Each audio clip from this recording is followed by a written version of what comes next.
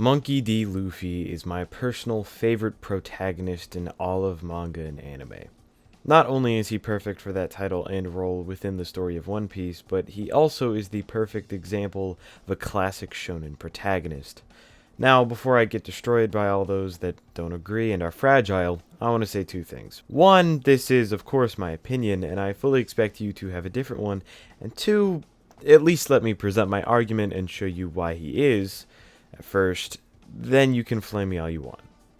This video is my attempt to show you all why I love Luffy so much and why he is my favorite and the perfect protagonist for the epic that is One Piece. I also want to shed some light on Luffy as a way to hook you, my viewers, into trying the series out if you haven't yet, as the recent stuff in the anime and manga have been spectacular and I just have to talk about it. But I'll get into spoilers at the end. Now's a better time than ever to put my cards on the table and make my first of many One Piece videos. This is why Luffy is the perfect protagonist.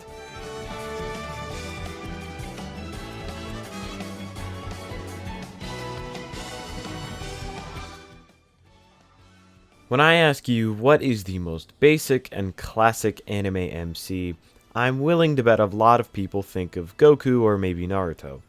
And there's a reason for that. They are the classic after all in what most casual fans know. Goku is a wonderful character and Naruto is very different when you look deep, but on the surface, all of these MCs are very similar, and that's by design.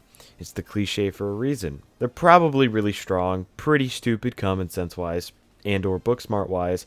They're steadfast in their ideals, hard-headed, always push forward, and probably eat a lot for some reason. But most importantly, they're kind. This archetype works well because they're so idealistic and easy to get behind. Goku doesn't need some super complicated war game level strategy or conflict. He just knows that guy hurt my friends and or did a bad thing, so I'm gonna kick his ass. And we love that. There's nothing wrong with that. It makes for entertaining stories and character work. It's the most basic and solid way to make a power fantasy because everybody can love this simple and wonderful little man. I am a firm believer that Luffy is the ultimate example and execution of that cliche. He's not trying to break the mold or change or warp it like Gon is, for example, trying to deconstruct it. He is that idea done perfectly. Now again, I'm not saying Luffy is a better character than Goku or Naruto or anything, as that's entirely up to opinion, simply that he is the best executed example of a specific archetype, not the best character. He's so stupid it hurts and it's hilarious. His stupidity and love for food/meat play a legitimate important role in the story, and that's just fantastic. But the real meat of the protag, see what I did there, is that they are hard-headed in their belief and their care for their friends, and there isn't a single person that can convince me Luffy wouldn't do anything for any of his crewmates. Across the story, the love and friendship between each of them and Luffy is unparalleled, and when it's tested, it makes for a great story and even further displays his love for them. Almost all of the best moments in the show revolve around the crew's care for Luffy or his for them, whether that be in a triumphant comeback or a tragic loss. He also, despite his simple nature, has incredibly deep and powerful morals that we'll dive into later. But both of these things are just plain as day, the same character traits of this standard I'm presenting, so why exactly do I think he's the best? Well, there's the big reason of we've just had a lot of time for Luffy to grow on us and prove himself.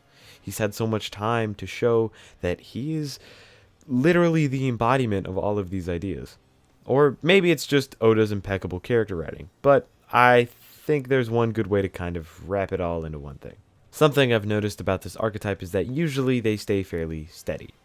Like, yes, they have character arcs because it'd be boring without them, and Luffy grows as a character, but as a whole, they stay very similar and true to themselves. Like, Goku only learns lessons throughout his series, but him as a person never changes too much. And Luffy is no different from the stagnant, quote-unquote, protagonists, but there's one thing he does more than them. And that is that Luffy pushes and changes the world he is in more than the others. Luffy is constantly grabbing the story with his fists and just throwing it around. While in other stories, the characters are shaped by their world, Luffy shapes his. He causes chaos, or change, or victory, at least most of the time.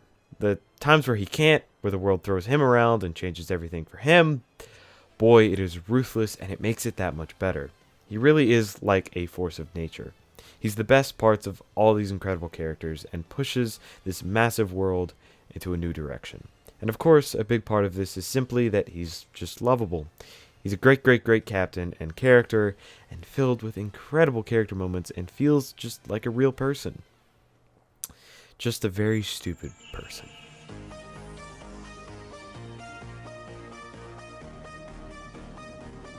Not only that, but he's also the perfect and only main character for One Piece. Well, it's obvious the story wouldn't be the same without him, like he's the main character, but if literally anything was different about him, the entire story would either lose something or have to change with him. He's the perfect example of freedom.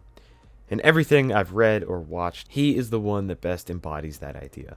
He's whimsical to the highest degree and more carefree than anyone else.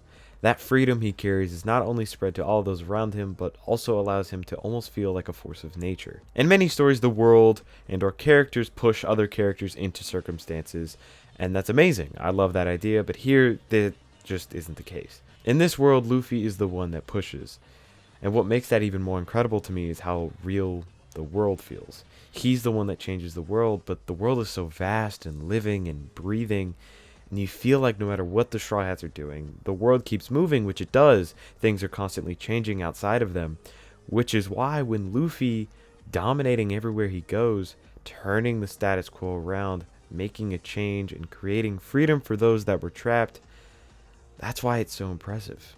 In this vast world, Luffy still acts as his own force, creating and causing change.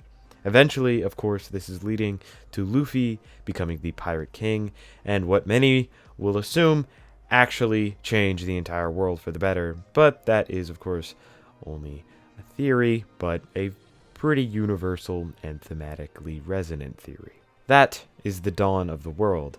The idea referenced over and over and over again about the new and brighter age of the world, which is specifically stated multiple times. Luffy is the one that will bring it. Luffy is the man that will bring the dawn. Narratively, figuratively, and thematically, Luffy drives this story as a whole and on its future path. In every arc, he's constantly changing or pushing for a better path. His conviction is so strong it shapes the very wondrous world of this story. Everyone that meets this man is either immediately blown away or eventually will be. His name is infamous worldwide, his actions make no sense but always somehow bring the best result for him and his crew, and those in need. His ceiling is seemingly limitless. He represents so much, not only to the story, not only to the characters, not only to the world, but to us, to you as the reader, and to me. Luffy is surprisingly nuanced in terms of his character when looking at it from the outside. Even though his personality is very quote-unquote simple and his head works in the most basic way feasible, he stands for and represents some very deep morals and ideals. Due to his simple nature, his morals are basically his sole drive in life. And meat. He's someone I strive to be. Not in terms of how stupid he is or how he can take down literal world governments, but in the way that he is free. He is free to live how he wishes, free to love his friends. He's strong enough to push forward and care for those that need him, and always persevere. The fact that no matter what, he gets up and up and up over and over and over and wins the day. He frees countries and fights mythical beasts, and no matter how long the fight may be, no matter how many tries it takes, his conviction, his will, allows him to push and come out on top. This is most clearly evident in literally his entire power set. His devil fruit is incredibly lame and weak at a glance. It just makes his body rubber. But through his hard work and imagination, he was able to learn to throw and stretch his limbs back to fire a devastating punch and blow up like a balloon for defense. He's got so many moves, and of course eventually even learns to advance his technique and body much, much further into his different gears to fight the strongest in the world. His will is also very blatantly represented by the other power system of One Piece being Haki, which is strength literally based on one's spirit. I don't feel like I need to explain that much. Not a single thing holds him down to this world, except for, of course, his friends.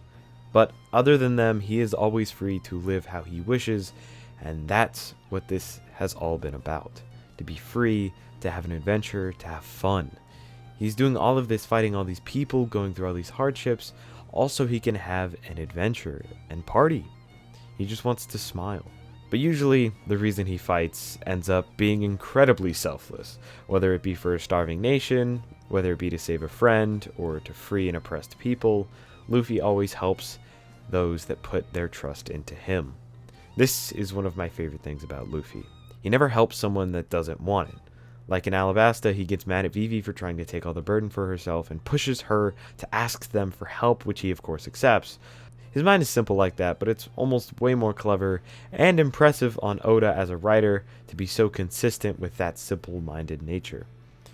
There's so much to Luffy's character that I could spend hours talking about, but I'd just be rehashing what others have already said and probably better than I could have. So instead, I want to talk about one final thing. In the story of One Piece, Oda makes something very clear about Luffy's character. He is the only man alive fit to be the Pirate King. He is the embodiment of freedom not only for himself but for the world. Because in this world, and our own, that's what being a pirate is about. Being free. Freeing yourself from the shackles of your oppressors and living out on that vast open ocean. Recently, I feel the story has taken a fantastic direction in solidifying this and adding on to Luffy's character in both the anime and the manga. First, the anime. We've gotten quite possibly the best One Piece episode ever in number 1015, and it blew me away. In one episode, you get a view at all of the biggest parts of Luffy's character. You see his parallels with the infamous Pirate King himself, and his boundless wonder for adventure and his dream, as well as his deep, deep care for his friends. That care that is transferred into him delivering one of the most devastating and best animated punches I've ever seen. Straight at a literal monster. This is Monkey D. Luffy. When faced against literal mountainous odds, he doesn't falter in the slightest, and with full confidence declares his dream, the dream that directly opposes those two monsters, and just stands tall. This is peak One Piece. Now, finally, if any of you One Piece fans have been wondering about my thoughts on chapter 1044 and beyond, all I gotta say is it's a great time to be a One Piece fan. I'm not going to take away from this video to fangirl, but of course I loved everything about this. But for now, the Sun God Nika development is very important for a lot of reasons, but especially for us on this topic. Let me start off by saying no, Luffy getting this crazy power-up is not plot armor. The ability of the Nika fruit is literally to be rubber, as we've always thought, and this of course goes along with what we said earlier, and doesn't counter that hard work one bit. Luffy still had to work, and be incredibly creative to make his power work for him. All this power does is give him one big boost to go toe-to-toe with the strongest, and even then, the most powerful person in the story is Roger, and he didn't even have a devil fruit. Anyway, I digress, as the Sun God is perfect for Luffy. The idea of Joy Boy and the dawn of the world are more prevalent than ever, and how fitting is it that the Sun God himself is the man everyone says will bring the dawn. And as well, in the most recent chapter, we got a great line where Luffy states the world he wants to create is a world where his friends can eat as much as they want. That goes even further to show Luffy just wants a free world. One without worry, one without hunger, starvation, or war. That's a free world.